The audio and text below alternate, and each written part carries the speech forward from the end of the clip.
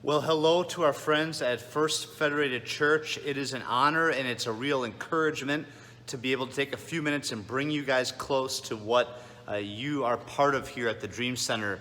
Your church is no stranger to the work that goes on here. You've been a long time part of the dignity and the compassion and the purpose that happens here.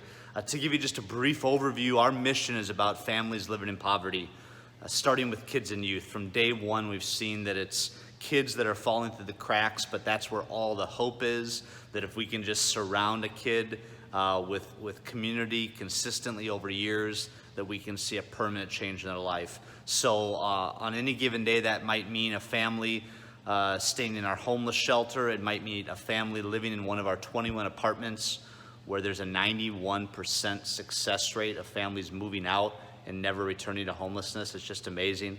Maybe it means one of the 70 kids part of our after-school program or job skill programs, or maybe it's just a family that we're interacting with one of our outreach programs like Backpack Peoria or Promise of Hope, or things like that. What I want to show you today is really encouraging, and it's what you're part of this year, and that's our homeless shelter.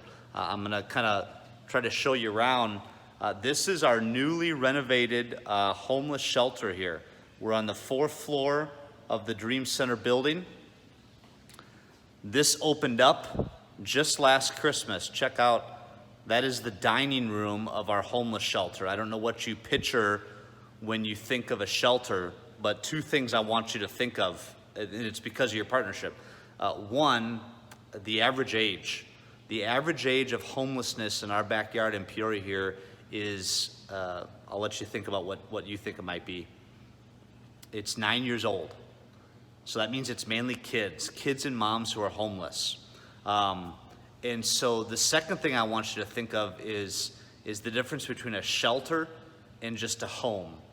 And we really believe that, man, if we're talking about kids in homelessness and moms who are trying to transition out, we wanted to go all out to be able to create not just a shelter, but a home. And so that's what this is. What you are helping us with this year is the difference between just serving food and serving a meal.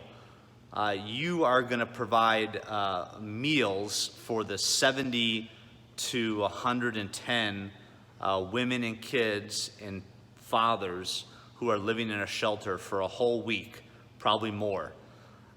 Which is just amazing. Again, think of the difference between food and a meal.